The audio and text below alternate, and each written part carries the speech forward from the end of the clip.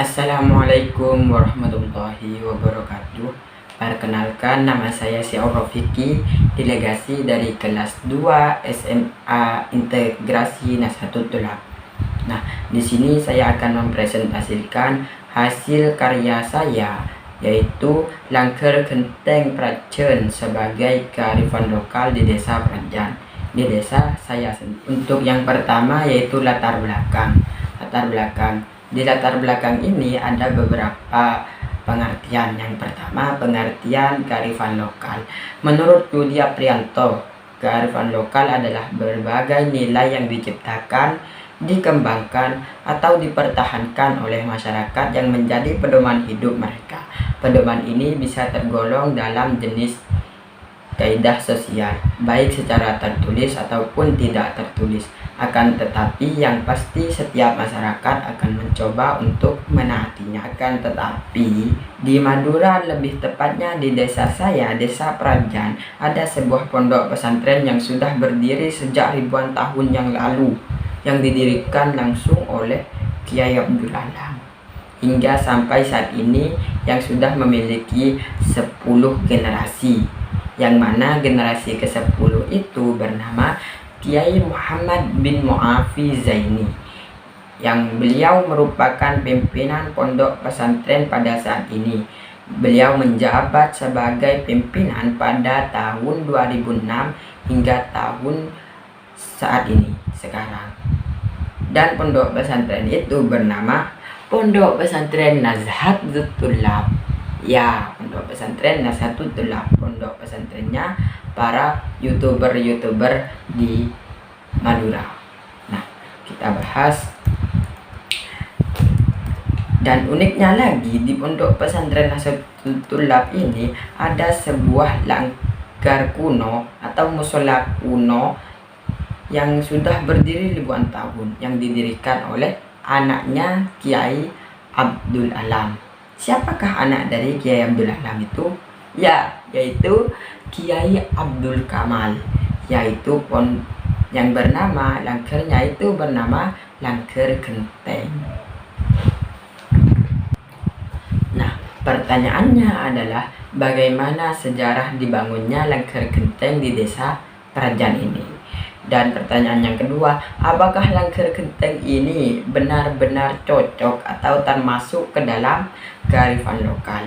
Nah, tujuan dan manfaatnya adalah untuk mengetahui bahwa Langker Genteng ini termasuk ke dalam salah satu kearifan lokal yang ada di Desa Prajan. Yang kedua, untuk mengetahui sejarah Langker Genteng ini dibangun. Yang ketiga, untuk memenuhi tugas mata pelajaran. Dan yang keempat, untuk memperoleh nilai dari tugas mata pelajaran sosiologi.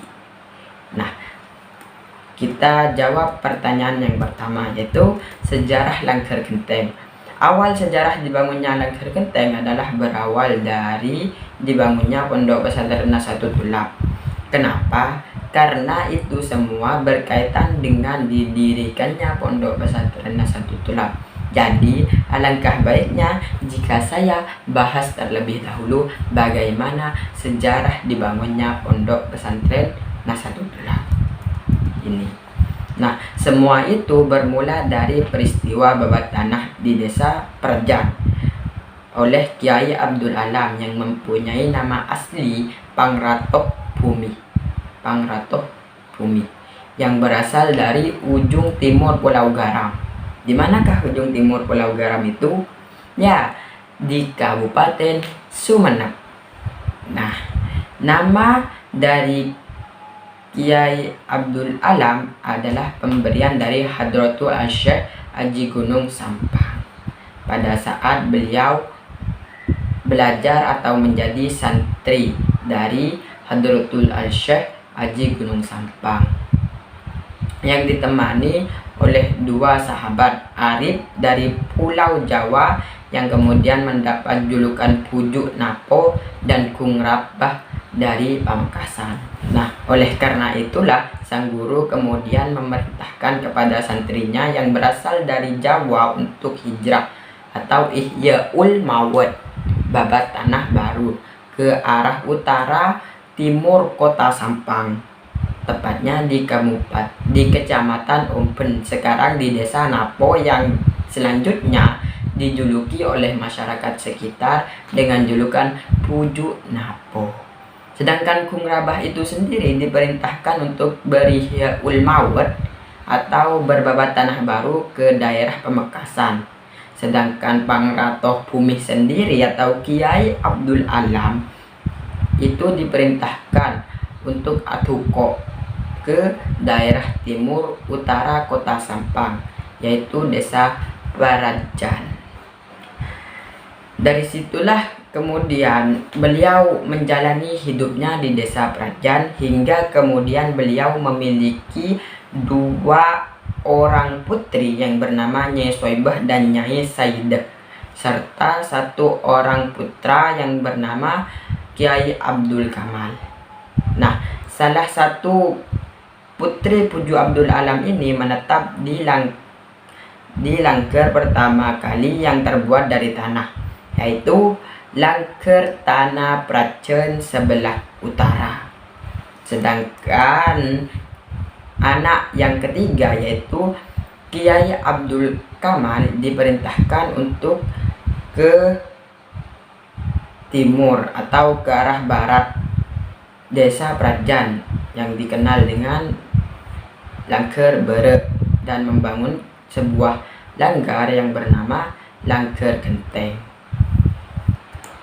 Nah, sekarang kita mencocokkan Langker Genteng itu termasuk gak sih ke dalam kearifan lokal, atau memenuhi gak sih syarat-syarat dari kearifan lokal. Nah, untuk itu kita bahas dari segi ciri-cirinya dulu.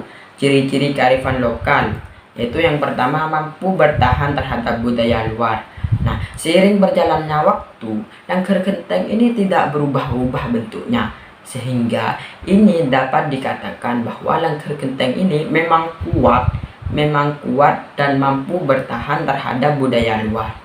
Terus ciri-ciri yang kedua, memiliki kemampuan mengakomodasi unsur-unsur budaya luar. Langker Genteng juga memiliki kemampuan untuk mengakomodasi unsur-unsur budaya luar dan nilai-nilai kehidupan yang dapat berakomodasi atau berinteraksi dengan budaya-budaya luar. Nah, yang ketiga yaitu mempunyai kemampuan mengendalikan. Nah, Langker Genteng ini juga dapat mengendalikan budaya-budaya luar yang ingin masuk ke dalam, dan untuk mengendalikan masyarakat Prajan untuk beribadah ke Langker Genteng atau mengaji, bersolat pada zaman dahulu, karena tidak mampu untuk membangun masjid sehingga membangun langker kecil dulu yang bernama Langker Genteng. Terus yang kedua yaitu karakteristik kearifan lokal Langker Genteng. Nah, karakteristik kearifan lokal Langker Genteng yang pertama yaitu mengajarkan masyarakat untuk mencintai alam dan tidak merusak alam. Nah, ini sangat benar sekali. Kenapa? Karena ini sesuai dengan arsitektur yang dibangunnya Langker Genteng, yaitu terbuat dari kayu, dan kayunya itu uniknya hingga saat ini hingga tahun 2022 tetap tidak berubah-ubah sama sekali. Nah, terus yang kedua yaitu berasal dari anggota tua masyarakat. Nah, Kiai Abdul Kamal, putra dari Kiai Abdul Alam, merupakan anggota tua dari masyarakat dahulu. Pondok Pesantren Nahdlatul Tulab ini dibangun pada tahun 1702. Sudah ribuan tahun yang lalu. Nah, lanjut karakteristik yang ketiga yaitu merupakan benteng untuk bertahan dari pengaruh budaya luar. Langker Genteng juga merupakan pertahanan untuk menghadapi budaya-budaya luar yang tidak cocok bagi masyarakat Prajan. Makanya itu Langker Genteng ini menjadi benteng untuk pertahanan bagi masyarakat Prajan. Terus yang ketiga yaitu ada fungsi kearifan lokal Langker Genteng di Desa Prajan. Yang pertama yaitu berfungsi untuk melaksanakan sholat berjemaah, mengaji, dan belajar ilmu agama pada zaman dahulu hingga saat ini. Yang kedua, yaitu berfungsi untuk pengembangan sumber daya manusia. Yang ketiga yaitu berfungsi untuk pengembangan kebudayaan dan ilmu pengetahuan. Yang keempat yaitu berfungsi sebagai mengajarkan etika dan moral bagi masyarakat Prajan. Nah, yang terakhir sekarang yang keempat yaitu syarat dari kearifan lokal adalah bentuk-bentuk kearifan lokal. Nah, bentuk-bentuk kearifan lokal yaitu ada dua, berwujud nyata dan tidak berwujud nyata. Nah, ini yang berwujud nyata ini ada 3 jenis. Yang pertama yaitu tekstual, contohnya itu sistem nilai dan tata cara. Yaitu yang kedua yaitu bangunan atau arsitektural. Nah, seperti Langkar Genteng ini termasuk ke yang berwujud nyata, yaitu yang golongan kedua, bangunan atau arsitektural. Benda cagar budaya seperti patung, senjata, dan alat musik. Sedangkan yang tidak berwujud nyata yaitu seperti petuah, nyanyian, pantun, dan cerita yang mengandung nilai-nilai ajaran tradisional. Nah, seperti itu. Jadi Langkar Genteng itu memenuhi keempat syarat dari kearifan lokal. Yang pertama ciri-ciri, yang kedua karakteristik, yang ketiga berfungsi, fungsinya itu jelas, dan yang keempat yaitu bentuknya itu juga jelas. Nah, sekarang yang terakhir yaitu penutup atau kesimpulan. Nah, kesimpulan dari berbagai bentuk kearifan lokal di Indonesia dapat diambil kesimpulan bahwasannya kearifan lokal mengandung nilai-nilai yang patut kita teladani. Terkadang nilai-nilai kearifan lokal itu kurang terekspos karena di satu sisi ada status marginal dari komoditas penganutnya.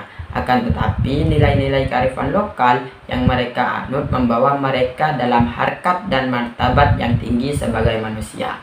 Hal ini dikarenakan sikap penghargaan mereka terhadap lingkungan sekitar yang dapat memberikan kontribusi yang berkelanjutan bagi hidup mereka.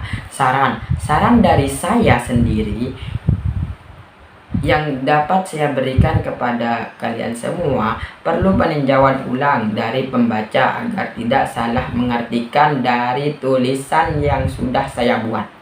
Dan bagi masyarakat saya berharap untuk menjaga Langkar Genteng ini supaya tetap terjaga keasliannya dan menjadi ikon dari Pondok Pesantren Nasahatul Thullah, yaitu Langkar Genteng. Karena Langkar Genteng ini sudah ribuan tahun yang lalu yang didirikan. Jadi alangkah baiknya jika kita sebagai masyarakat Prajan peduli terhadap lingkungan kita sendiri. Oke, siap. Akhiran kalam. Ihdinas siratal mustaqim. Assalamualaikum warahmatullahi wabarakatuh.